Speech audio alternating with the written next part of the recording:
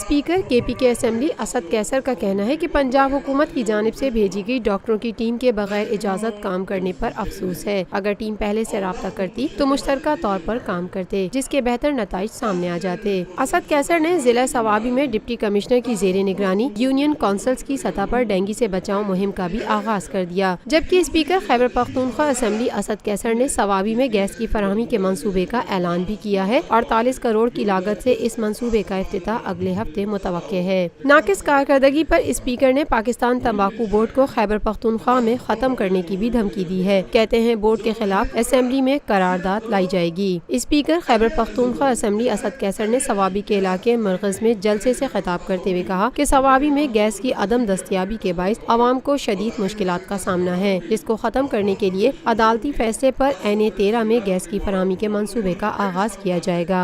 मंसूबे का इफ्तिताह रवां माह के आखिरी तारीख को वज़ीर आला खैबर पख्तूनख्वा परवेज खटक करेंगे। दूसरी जानिब स्पीकर असद कैसर ने पाकिस्तान तंबाकू बोर्ड को शदीद तनकीद का निशाना बनाते हुए कहा कि पाकिस्तान तंबाकू बोर्ड मुल्की मईशत के लिए रीढ़ की हड्डी की हैसियत रखता है, ताहम बोर्ड अपना काम ठीक से न करने के बाइस गैर मौसर है, जबकि जमींदारों की असल नुमाइंदगी भी नहीं कर रहा, जिसके खिलाफ सूबाई असेंबली में करारदाद लाकर बोर्ड को सूबे से खत्म किया जाएगा और जमींदारों के हक में मुतबादिल बेहतर इदारा कायम किया जाएगा।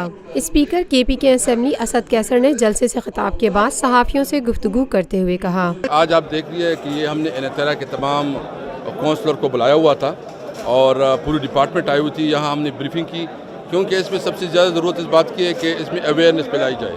तो यहाँ हमने तमाम जितने भी काउंसलर हमारे आए थे उसको हमने पूरी एक अवेयरनेस दे दी।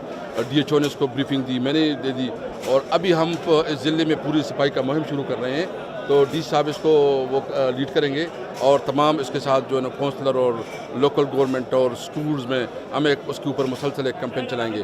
तो मतलब ये है कि इस वक्त कोई सीरियस इशू नहीं है, क्योंकि एक केस यहाँ निकल आया है, लेकिन हम प्रिवेंटिव मेजर ले रहे हैं ताकि कोई ऐसा नाखुशगवार वाक़या न हो। रूफी पर्ल्स सिटी स्कीम 33 की प्राइम तरीन लोकेशन पर M9 इंटरचेंज के साथ मेमार मोड़ के सामने और मेमन हाउसिंग सोसाइटी के दरमियान। गुज़िश्ता 50 सालों से आपका एतमाद लिए रूफी प्रॉपर्टीज आपके लिए लाए हैं वही मयार, रूफी पर्ल सिटी।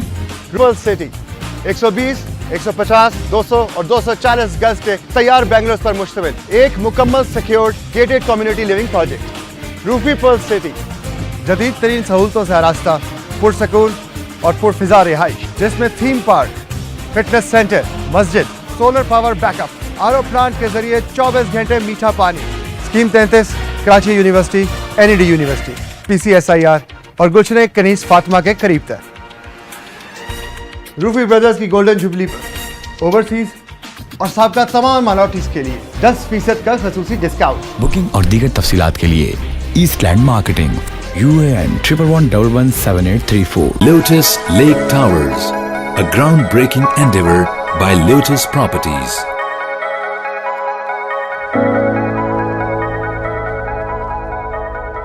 यह है खबर का जहां और आप देख रहे हैं TNN TV।